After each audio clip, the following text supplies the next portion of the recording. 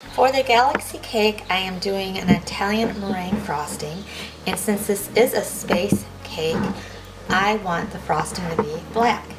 And since it's with a cherry filling, the Italian meringue can have some chocolate in it because that tastes good with chocolate cake, of course, and with cherry filling. To do black, if the flavors work out this way with the chocolate, and you need to have your frosting dark in relatively short time, I recommend putting chocolate in your frosting first. And I use this Hershey's Cocoa. Now this just deepens up the chocolate because sometimes, especially with Italian meringue, it's hard to get that black color. And if you use American buttercream, it's a little bit easier. But if you do this without the chocolate, it's good to do this a couple days ahead of time, and then each day the frosting does get darker. But if you don't have that much time, then you can do it this way as well, if you can use the chocolate, that is. So what I'm going to take is a little sifter and put a little bit of chocolate in here into the Italian meringue. The reason I'm sifting it is because I don't want chunks of chocolate in here, so I want to make sure it's real fine. And now I'm just going to mix this up. So there's the chocolate, and now the base will be darker color, so it'll be easier to incorporate the black gel food coloring. I need a little bit of this, more than a toothpick full, so I'm going to use the end of my spoon and just put some on here and mix it up and see how that goes and if it's dark enough. I feel this is dark enough because I know it's going to get darker even tomorrow, and of course I'll be incorporating other colors in with this, but for the base coat and the creme coat, this is what I'm going to use. This cake is an 8-inch and there's 3 cakes. The filling is going to be this yummy cherry filling. I filled a piping bag up, a large one with a round large tip at the end. A little bit of frosting on the 8-inch round cake board. And here's the chocolate cake. I'll put the link down below how I made it, and also the recipe book where I got it from, Lorelei Carvey's recipes. By the way, this cute apron I'm wearing is a Lorelei Carvey apron. It says don't be afraid to take whisks, and it has a whisk on it. And I absolutely love it. I'll put the link down below for the apron as well. Now I'm going to make a dam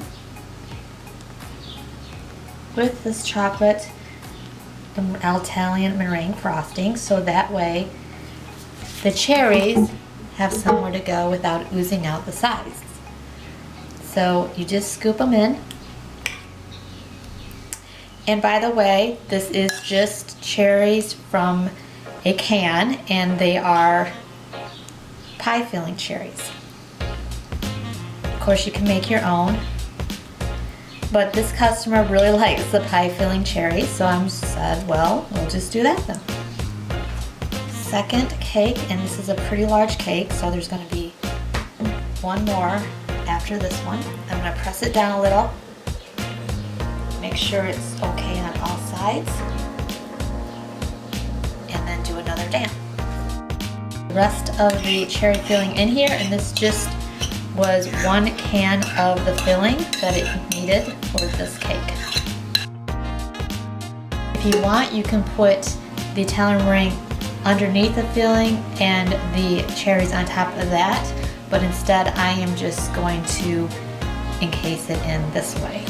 And then the top of this, press down, and this is all the layers of it.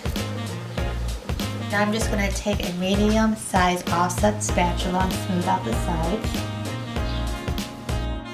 Now what I'm going to do is crumb coat the cake. This cake was frozen. It's just easier to frost that way. And I freeze all my cakes because scientifically, if you freeze your cakes, it holds it in the moisture after you bake them. So when you take them out and they defrost, they are even more moist than not freezing at all. The other thing why you want to crumb coat is just because you want to seal in your filling, and then you put it in the refrigerator for 20 minutes and take it out so your filling is set and firm inside your cake and it isn't oozing out for when you do the rest of it. I'm going to get right down to the bottom what I do usually is just smooth it out like this and on its side with my offset spatula, because sometimes it can be tricky to get the very edge on the bottom. And you just turn your turntable and bring it off the edge of the sides of the cake like this, so it's nice and smooth. And I take my bench scraper that looks like this and put it on the side and bring it all the way to the side of the cake where I'm touching the cake and wiping off.